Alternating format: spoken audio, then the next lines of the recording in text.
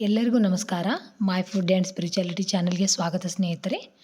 ಇವತ್ತು ನಾನೊಂದು ಪುರಿ ಜಗನ್ನಾಥನ ಒಬ್ಬ ದೊಡ್ಡ ಭಕ್ತಳು ಇರ್ತಾಳೆ.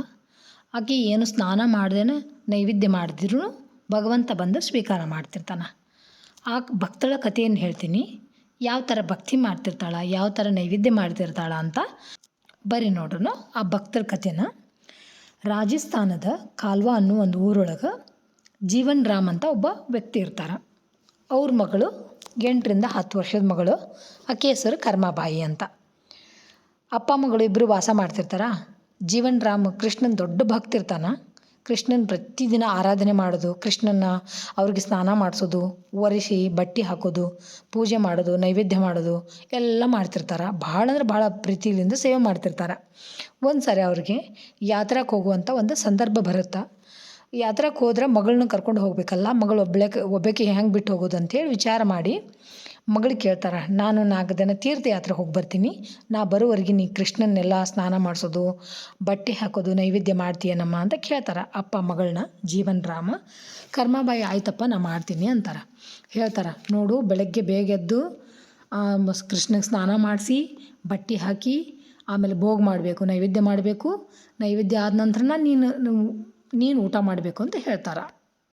ಕರ್ಮಾಬಾಯಿ ಆಯ್ತಪ್ಪ ನಾ ಪ್ರತಿದಿನ ತಪ್ಪಲಾರ್ದ ಕೃಷ್ಣನ ಸ್ನಾನ ಮಾಡಿಸಿ ಪೂಜೆ ಮಾಡಿಸಿ ನೈವೇದ್ಯ ಮಾಡಿ ಆಮೇಲೆ ಅವ್ರಿಗೂ ಸ್ವೀಕಾರ ಮಾಡಿದ ನಂತರ ನಾನು ಮಾಡ್ತೀನಿ ಅಂತ ಅಪ್ಪಗೆ ಹೇಳ್ತಾಳೆ. ಆಯಿತು 4 ದಿನ ನಾನು ಹೋಗಿ ಬರ್ತೀನಿ ಅಂತ ಅಪ್ಪ ತೀರ್ಥಯಾತ್ರೆಗೆ ಹೊರಡ್ತಾರೆ. ಮಾರನೇ ದಿನ ಕರ್ಮಾಬಾಯಿ ಬೆಳಗ್ಗೆ ಎದ್ದು ಮನೆಯೆಲ್ಲ ಸ್ವಚ್ಛ ಮಾಡಿ ಕೃಷ್ಣಗೆ ಸ್ನಾನ ಮಾಡಿಸಿ ಬಟ್ಟೆ ಹಾಕಿ ನೈವೇದ್ಯ ಮಾಡಿ ಮುಂದಿಟ್ಟು, ಕೃಷ್ಣ ಈ ಪ್ರಸಾದವನ್ನು ಸ್ವೀಕಾರ ಮಾಡಿರಿ, ನಾನು ಅಲ್ಲಿವರೆಗೆ ಕೆಲಸ ಮಾಡಿ ಬರ್ತೀನಿ ಅಂತ ಹೋಗ್ತಾಳೆ. ಇಟ್ಟು ಕೆಲಸ ಎಲ್ಲ ಮುಗಿಸಿ ಬರ್ತಾಳೆ, ಸ್ವೀಕಾರ ಮಾಡಿರೋದೇ ಇಲ್ಲ ಪ್ರಭು. ಆಕೆ ಮತ್ತೆ ವಾಪಸ್ ಬಂದು ಕೇಳ್ತಾಳೆ, ಯಾಕೆ ನೀವು ಪ್ರಸಾದ ಸ್ವೀಕಾರ ಮಾಡೇ ಇಲ್ಲ ಇಲ್ಲಿವರೆಗೂ? ನಿಮಗೆ ಭೋಗ ಆದಮೇಲೆ ನಾನು ಮಾಡಬೇಕಂತ ಅಪ್ಪ ಹೇಳ್ಯಾರ, ನಾನಿನ್ನೂ ಉಪವಾಸ ಅದೀನಿ, ಈಗ ಮಾಡಿರಿ ನಾನು ಹೋಗ್ತೀನಿ ಅಂತ ಮತ್ತೆ ಹೋಗ್ತಾಳೆ. ಮತ್ತು ಸಾಯಂಕಾಲದವರೆಗೆ ನೋಡ್ತಾಳೆ, ಮತ್ತು ಹಾಗೆ ಇರ್ತಾ.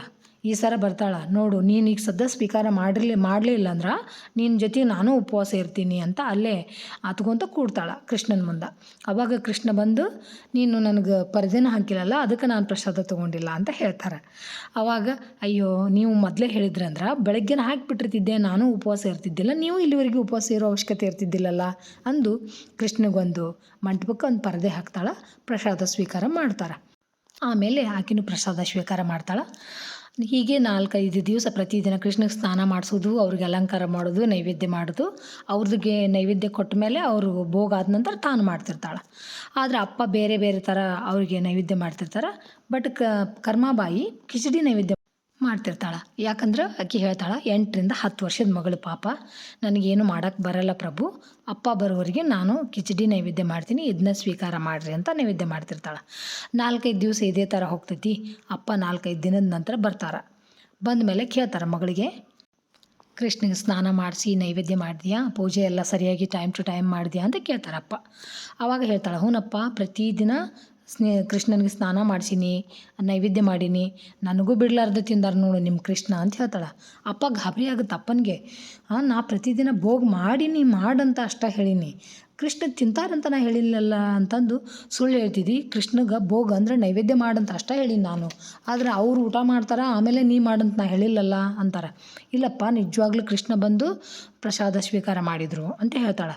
ಆಯ್ತು ಹಂಗಾರೆ ನಾಳೆ ನೀನು ಪರೀಕ್ಷೆ ಮಾಡ್ತೀನಿ, ನೀನು ಕೃಷ್ಣನಿಗೆ ಮುಂಜಾನೆ ನೈವೇದ್ಯ ಮಾಡು, ನಾನು ನೋಡ್ತೀನಿ ಅಂತ ಹೇಳ್ತಾರೆ. ಕರ್ಮಾಬಾಯಿ ಮಾರನೇ ದಿನ ಬೆಳಗ್ಗೆ ಬೇಗ ಎದ್ದು ಕೃಷ್ಣಗೆ ಸ್ನಾನ ಮಾಡಿಸಿ ಅಲಂಕಾರ ಮಾಡಿ ಕಿಚಡಿ ಮಾಡಿ ನೈವೇದ್ಯ ಮಾಡಿ ಕೃಷ್ಣಗೆ ಹೇಳ್ತಾಳೆ, ಇಟ್ಟು ಪರದೆ ಹಾಕಿ ಕೃಷ್ಣ ಪ್ರಸಾದ ಸ್ವೀಕಾರ ಮಾಡಿರಿ ಅಂತ ಹೇಳ್ತಾಳೆ. ಬಟ್ ಅವತ್ತು ಕೃಷ್ಣ ನೈವೇದ್ಯ ಸ್ವೀಕಾರ ಮಾಡೋದೇ ಇಲ್ಲ. ಆವಾಗ ಅಪ್ಪ ಸುಳ್ಳು ಹೇಳ್ತಿದ್ದಿ ಅಂತ ಮಗಳಿಗೆ ಭಯ ಕುಂದಿರ್ತಾರೆ. ಆವಾಗ ಕೃಷ್ಣನ ಮುಂದೆ ಕುಂತು ಅಳ ಕುಂದಿರ್ತಾಳೆ. ಪ್ರತಿದಿನ ಬಂದು ಸ್ವೀಕಾರ ಮಾಡ್ತಿದ್ರಿ ನೈವೇದ್ಯ, ಇವತ್ತು ಯಾಕೆ ಮಾಡವಲ್ರಿ, ನಾ ಅಪ್ಪನ ಮುಂದೆ ಸುಳ್ಳು ಹೇಳ್ದಂಗೆ ಆಗುತ್ತೆ, ಪ್ಲೀಸ್ ನೀವು ಬಂದು ನನಗೆ ದರ್ಶನ ಕೊಡ್ರಿ, ಅಪ್ಪಗನ ದರ್ಶನ ಕೊಡ್ರಿ, ಪ್ರಸಾದನ ಸ್ವೀಕಾರ ಮಾಡಿದ್ದನ್ನು ಅವ್ರಿಗೆ ತೋರಿಸ್ರಿ ಅಂತ ಹೇಳ್ತಾರೆ. ಆವಾಗ ಕೃಷ್ಣ ಬಂದು ನೈವೇದ್ಯ ಸ್ವೀಕಾರ ಮಾಡ್ತಾನೆ. ಅಪ್ಪಗೆ ಭಾಳ ಖುಷಿ ಆಗುತ್ತೆ. ಇಷ್ಟು ವರ್ಷದಿಂದ ನಾ ಪೂಜೆ ಮಾಡಿದ್ರು ನನಗೆ ಒಂದು ದಿನ ಬಂದು ಪ್ರಸಾದ ಸ್ವೀಕಾರ ಮಾಡಲಾರ್ದ ಪ್ರಭು ನನ್ನ ಸಣ್ಣ ಮಗಳಿಗೆ ಒಲಿದು ಪ್ರಸಾದ ಸ್ವೀಕಾರ ಮಾಡ್ಯಾನ, ನಾ ಧನ್ಯ ಅದ ಅಂತ ಮಗಳನ್ನ ಪಡೆದಿದ್ದಕ್ಕೆ ಅಂತ ಭಾಳ ಖುಷಿ ಆಗುತ್ತೆ ಅಪ್ಪಗೆ. ಇನ್ಮೇಲೆ ನೀನೇ ನೈವೇದ್ಯನ ಪ್ರತಿದಿನ ನೀನೇ ನೈವೇದ್ಯ ಮಾಡು ಭಗವಂತಗೆ ಅಂತ ಅವರಪ್ಪ ಹೇಳ್ತಾರೆ. ಪ್ರತಿದಿನ ಕರ್ಮಾಬಾಯಿನ ಪೂಜೆ ಪುನಸ್ಕಾರಗಳನ್ನೆಲ್ಲ ಮಾಡುತ್ತಾ ನೈವೇದ್ಯವನ್ನು ಮಾಡ್ಕೊತ ಬರ್ತಾಳೆ. ಕಾಲಾಂತರದವರೆಗೂ ಅಪ್ಪ ಪಾಪ ಮರಣ ಹೊಂದಿಬಿಡ್ತಾರೆ. ಮರಣ ಹೊಂದಿದ ನಂತರ ಆಕೆ ಜೊತೆಗೆ ಯಾರೂ ಇರೋದೇ ಇಲ್ಲ. ಆಕೆ ಒಬ್ಬಾಕೆ ಆಗಿಬಿಡ್ತಾಳೆ. ಅಲ್ಲಿ ಇರೋಕೆ ಆಕೆಗೆ ಇಷ್ಟ ಆಗಲ್ಲ. ಅವಾಗ ಏನು ಮಾಡೋದು, ಕೃಷ್ಣನ ಮೂರ್ತಿ ತೊಗೊಂಡು ತೀರ್ಥಯಾತ್ರೆ ಮಾಡ್ಕೊತ ಹೋಗ್ತಾಳೆ. ತೀರ್ಥಯಾತ್ರೆ ಮಾಡ್ಕೊತ ಜಗನ್ನಾಥಪುರಿಗೆ ಬರ್ತಾಳೆ. ಪುರಿ ಜಗನ್ನಾಥಕ್ಕೆ ಬರ್ತಾಳೆ. ಬಂದು ಅಲ್ಲೇ ಒಂದು ಕುಟೀರದೊಳಗೆ ಅಂದ್ರೆ ಒಂದು ಗುಡಿಸಲದೊಳಗೆ ವಾಸ ಮಾಡ್ತಾಳೆ ಪ್ರತಿದಿನ. ಯಥಾ ಪ್ರಕಾರ ಕೃಷ್ಣಗೆ ಅದೇ ಥರ ನೈವೇದ್ಯ, ಅದೇ ಕಿಚಡಿನೇ ನೈವೇದ್ಯ ಮಾಡ್ತಿರ್ತಾಳೆ. ಒಂದು ಸಾರಿ ಜಗನ್ನಾಥನ ಒಬ್ಬ ಬಾಲಕನ ರೂಪದಾಗ ಬಂದು ಹೊರಗೆ ಕರಿತಾನೆ. ಅಮ್ಮ ತಿನ್ನಕ್ಕೆ ಏನಾದರೂ ಕೊಡ್ರಿ ಅಂತ ಜಗನ್ನಾಥ ಬರ್ತಾರೆ. ಅವಾಗ ಬಂದಾಗ ಬಾಪ ಕೊಡ್ತೀನಿ, ಈಗ ಕೃಷ್ಣಗೆ ನೈವೇದ್ಯ ಮಾಡೀನಿ, ನಿನಗೂ ಅದನ್ನೇ ಕೊಡ್ತೀನಿ ಅಂತ ಕೊಡ್ತಾಳೆ. ಕೊಟ್ಟು ತಿಂತಾರೆ. ಹುಡುಗ ತಿಂತಾನೆ. ಅಂದ್ರೆ ಜಗನ್ನಾಥ್ಜಿ ತಿಂದು ಹೇಳ್ತಾರೆ, ಅಮ್ಮ ನಾನು ನಾಳೆನೂ ಬರ್ಬೋದಾ ಅಂತ ಕೇಳ್ತಾರೆ ಜಗನ್ನಾಥ್. ಆವಾಗ ನಾಳೆ ಏನಪ್ಪ, ನಾ ಪ್ರತಿದಿನ ಕೃಷ್ಣಗೆ ನೈವೇದ್ಯ ಮಾಡ್ತೀನಿ, ನಿನಗೂ ಕೊಡ್ತೀನಿ, ನೀ ದಿನ ಬಾ ಅಂತಾರೆ. ಹಿಂಗೆ ಪ್ರತಿದಿನ ಬರ್ಕೊತ ಒಂದಿನ ಅಮ್ಮಗೆ ಪ್ರತ್ಯಕ್ಷ ಆಗಿ ಅವರು ಜಗನ್ನಾಥ ಅಂತ ಗೊತ್ತಾಗುತ್ತೆ. ಅಮ್ಮಗೆ ಭಾಳ ಖುಷಿ ಆಗುತ್ತೆ, ಸಾಕ್ಷಾತ್ ಜಗನ್ನಾಥನ ನಮ್ಮ ಮನೆಗೆ ಊಟಕ್ಕೆ ಬಂದಾನ ಅಂತೇಳಿ. ಪ್ರತಿದಿನ ಕಿಚಡಿ ಮಾಡಿ ಊಟ ಮಾಡಿಸ್ತಿರ್ತಾಳೆ ಅವ್ರಿಗೆ. ಆಕೆನೂ ಊಟ ಮಾಡಿಸ್ತಿರ್ತಾಳೆ. ಅಮ್ಮ ನೀನು ಊಟ ಮಾಡಿಸು ಅಂತ ಹೇಳ್ತಿರ್ತಾರೆ ಜಗನ್ನಾಥ ಕಿಚಡಿ ಮಾಡಿ. ಆದ್ರೆ ಪ್ರತಿದಿನ ಏನು ಮಾಡ್ತಾಳೆ, ಇವರು ಬೆಳಗ್ಗೆ ಬ್ರಾಹ್ಮಿ ಮುಹೂರ್ತದಾಗನ ದೇವಸ್ಥಾನದ ಆಚಾರ್ಯರು ಪೂಜಾರಿಗಳು ಪೂಜೆ ಮಾಡಿ ನೈವೇದ್ಯ ಮಾಡೋಕ್ಕಿಂತ ಮುಂಜಾನೆ ಈಕಿ ಮನೆ ಕರ್ಮಬಾಯಿ ಮನೆಗೆ ಬರ್ತಿರ್ತಾರೆ ಅವರು ಊಟಕ್ಕೆ. ಹಾಗಾಗಿ ಬೆಳಗ್ಗೆ ಈಕಿ ಇನ್ನು ಮನೆ ಕ್ಲೀನ್ ಮಾಡೋದು ಅದು ಇದು ಕೆಲಸ ಮಾಡ್ಕೊತ ಕುಂತ್ರೆ ಲೇಟ್ ಆಗುತ್ತೆ ಅಂತ ಹೇಳಿ ಬೆಳಗ್ಗೆ ಎದ್ದ ತಕ್ಷಣ ನಾವು ಕಿಚಡಿ ಮಾಡಿಬಿಡ್ತಾಳೆ. ಅವರು ಬೆಳಗ್ಗೆ ಅವಾಗನ ಬಂದು ಕಿಚಡಿ ತಿಂತಿರ್ತಾರೆ. ಪ್ರತಿದಿನ ಹಿಂಗೆ ಬಂದು ಅಮ್ಮನ ಕೈಯಾಗ ಕಿಚಡಿ ತಿಂದು ಹೋಗ್ತಿರ್ತಾರೆ. ಅಂದ್ರೆ ಫಸ್ಟ್ ಇಲ್ಲಿ ಕರ್ಮಾಬಾಯಿ ಕೈಯಿಂದ ಪ್ರಸಾದ ಸ್ವೀಕಾರ ಮಾಡ್ಕೊಂಡು ಹೋದ ನಂತರ ಅಲ್ಲಿ ಜಗನ್ನಾಥ ಮಂದಿರದೊಳಗೆ ನೈವೇದ್ಯ ಮಾಡ್ತಿರ್ತಾರೆ. ಪ್ರತಿದಿನ ಹಿಂಗೆ ಆಗ್ತಿರ್ತೈತಿ. ಒಂದು ಸಲ ಕರ್ಮಾಬಾಯಿ ಮನೆಗೆ ಒಬ್ಬರು ಸನ್ಯಾಸಿ ಬರ್ತಾರೆ. ಬಂದಾಗ ಅಚಾನಕ್ಕಾಗಿ ನೋಡ್ತಿರ್ತಾರೆ, ಈಕೆ ಸ್ನಾನ ಏನು ಮಾಡ್ಲಾರ್ದ ಕೃಷ್ಣಗೆ ನೈವೇದ್ಯ ಮಾಡಿರ್ತಾರಲ್ಲ ಅದನ್ನು ನೋಡ್ತಾರೆ ಅವರು.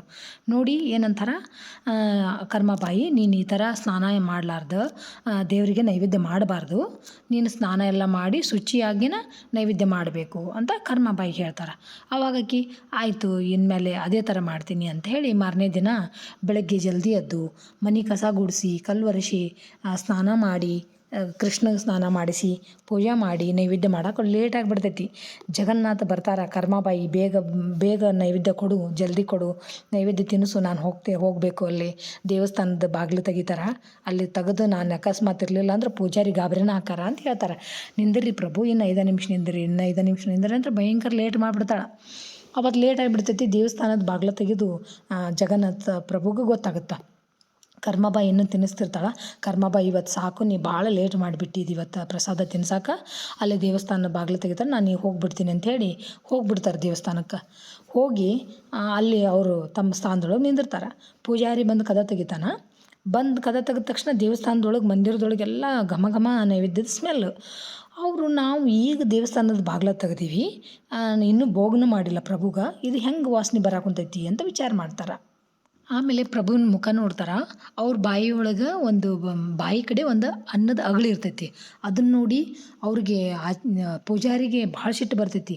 ದೇವಸ್ಥಾನದ ಬಾಗಿಲ ಹಾಕಿದ್ರೂ ದೇವಸ್ಥಾನದೊಳಗೆ ಯಾರೋ ಪ್ರಭುಗೆ ನೈವೇದ್ಯ ಮಾಡ್ಯಾರ ಅಂತ ಭಾಳ ಸಿಟ್ಟು ಬಂದುಬಿಡ್ತೈತಿ. ಬಂದು ಅವ್ರು ಅಲ್ಲಿ ಜಗನ್ನಾಥ ದೇವಸ್ಥಾನದ ಒಬ್ಬ ರಾಜ ಇರ್ತಾರೆ.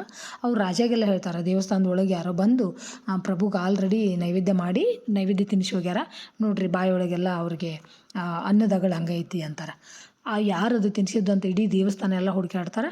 ಅಲ್ಲಿ ದೇವಸ್ಥಾನದೊಳಗೆ ಯಾರೂ ಸಿಗೋದೇ ಇಲ್ಲ. ಅವಾಗ ಏನು ಮಾಡ್ತಾರೆ, ಇಷ್ಟು ಬೇಗ ದೇವಸ್ಥಾನದ ಬಾಗಿಲು ತೆಗಿಯೋಕ್ಕಿಂತ ಮುಂಚೆನೇ ಪ್ರಭುಗೆ ಯಾರು ನೈವೇದ್ಯ ಮಾಡ್ಯಾರ ಅಂದ್ರೆ ಪತ್ತೆ ಹಚ್ಚಕ್ಕಂತಂದು ಇಡೀ ಪುರಿ ಒಳಗನ ಎಲ್ಲ ಹುಡುಕಾಡಕ್ಕೆ ಕುಂದಿರ್ತಾರೆ. ಅವಾಗ ಕರ್ಮಾಬಾಯಿ ಪ್ರಭುಗೆ ಪ್ರಸಾದ ತಿನ್ನಿಸಿ ಬಾಯಿ ತೊಳಸಿ ಪ್ರತಿದಿನ ಕೈ ತೊಳೆದು ಬಾಯಿ ತೊಳೆಸಿ ಕಳಿಸ್ತಿರ್ತಾಳೆ. ಅವತ್ತು ಇವ್ರು ಅವಸರ ಮಾಡಿ ದೇವಸ್ಥಾನದ ಬಾಗಿಲು ತೆಗಿತಾರಂತ ಪ್ರಭು ಓಡಿ ಹೋಗ್ಬಿಡ್ತಾರಲ್ಲ, ಹಾಗಾಗಿ ಬಾಯಿ ತೊಳೆದಿರಲ್ಲ, ಆ ಅನ್ನದಗಳು ಹಂಗೆ ಇರ್ತೈತೆ. ಅದು ಹಾಗಾಗಿ ಸಿಕ್ಕಾಕ್ಕೊಂತಾರೆ. ಆಮೇಲೆ ಏನಾಗುತ್ತೆ, ಹುಡುಕೊಂತ ಬರ್ತಾರೆ, ಯಾರು ಇಷ್ಟು ಬೇಗ ನೈವೇದ್ಯ ಮಾಡ್ಯಾರ ಅಂತಂದು ಹುಡುಕೊಂತ ಬಂದಾಗ ಬೆಳಗ್ಗೆ 4 ಗಂಟೆ ಸುಮಾರು ಕರ್ಮಾಬಾಯಿ ಪಾತ್ರೆ ತಿಕ್ತಿರ್ತಾಳೆ. ಪಾತ್ರೆದೊಳಗೆ ಅನ್ನದ ಅಗಳು ಇರ್ತೈತಿ. ಅವಾಗ ಕೇಳ್ತಾರೆ, ಇಷ್ಟು ಬೇಗ ಪಾತ್ರೆ ತೊಳಕ್ಕೆ ಕುಂತೀಯಲ್ಲ, ಯಾರಿಗೆ ನೈವೇದ್ಯ ಮಾಡಿದೇನೋ ಅಂತ ಕೇಳ್ತಾರೆ. ಹೌದು ನೈವೇದ್ಯ ಮಾಡಿದೆ. ಯಾರಿಗೆ ಮಾಡಿದೆ ಅಂದ್ರೆ ಕೃಷ್ಣಗೆ ಮಾಡಿದೆ, ಜಗನ್ನಾಥಗೆ ಮಾಡಿದೆ ಅಂತಾರೆ. ಜಗನ್ನಾಥಗೆ ಮಾಡಿ ಅಂದ್ರೆ ಎಲ್ಲಿತ್ತದು ನೈವೇದ್ಯ, ದೇವಸ್ಥಾನಕ್ಕೆ ಬಂದಿದ್ದೇನೋ ನೀ ಅಂತ ಕೇಳ್ತಾರೆ. ಇಲ್ಲ ದೇವಸ್ಥಾನಕ್ಕೆ ಯಾಕೆ ಬರಲಿಲ್ಲ, ನಾನು ಪ್ರತಿದಿನ ನನ್ನ ಮನೆಗೆ ಬಂದು ಪ್ರಸಾದ ಸ್ವೀಕಾರ ಮಾಡಿ ಹೋಗ್ತಾರೆ ಅಂತ ಹೇಳ್ತಾರೆ. ಅವಾಗ ಅದು ಹೆಂಗೆ ಸಾಧ್ಯ ಅಂತಂದು ಆಕಿನ ಕರ್ಮಾಬಾಯಿನ ಬೈದು ರಾಜ ಇರ್ತಾನಲ್ಲ, ರಾಜ ಕೂಡಿ ಹಾಕ್ತಾನೆ ಆಕಿನ.